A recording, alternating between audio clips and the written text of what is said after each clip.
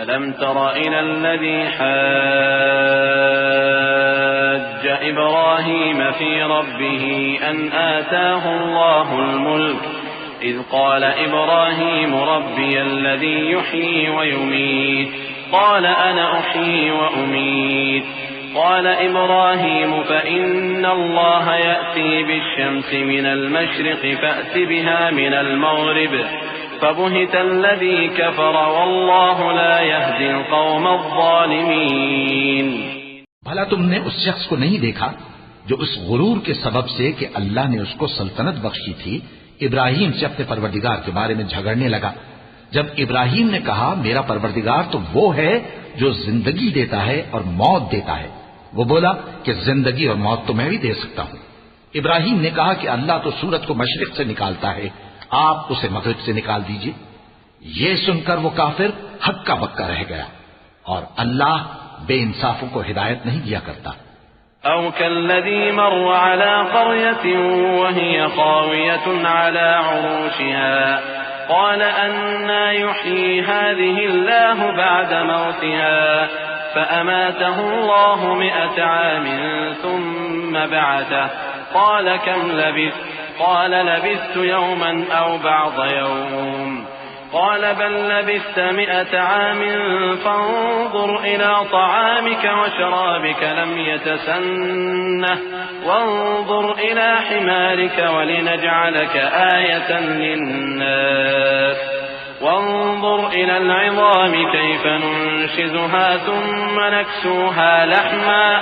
فلما تبين له قال أعلم أن الله على كل شيء قدیر۔ یا اسی طرح اس شخص کو نہیں دیکھا جس کا ایک بستی پر جو اپنی چھتوں پر گری پڑی تھی گزر ہوا، تو اس نے کہا کہ اللہ اس کے باشندوں کو مرنے کے بعد کیوں کر زندہ کرے گا؟ تو اللہ نے اس کی روح قبض کر لی اور 100 برس تک اس کو مردہ رکھا،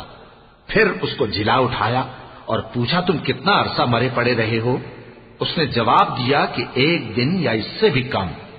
اللہ نے فرمایا نہیں بلکہ 100 برس مرے رہے ہو،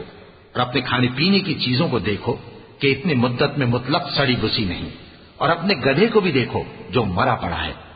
غرض ان باتوں سے یہ ہے کہ ہم تم کو لوگوں کے لیے اپنی قدرت کی نشانی بنائیں، اور ہاں گدھے کی ہڈیوں کو دیکھو کہ ہم ان کو کس طرح جوڑے دیتے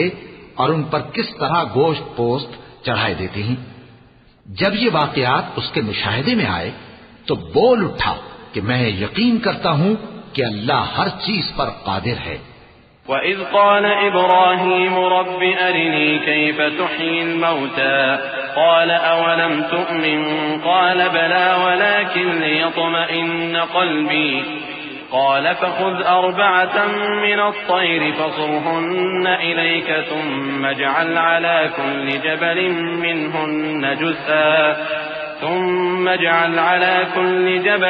منهن جزءا ثم ادعهن يأتينك سعيا واعلم أن الله عزيز حكيم۔ جب ابراہیم نے اللہ سے عرض کیا کہ اے پروردگار مجھے دکھا کہ تو مردوں کو کیوں کر زندہ کرے گا، اللہ نے فرمایا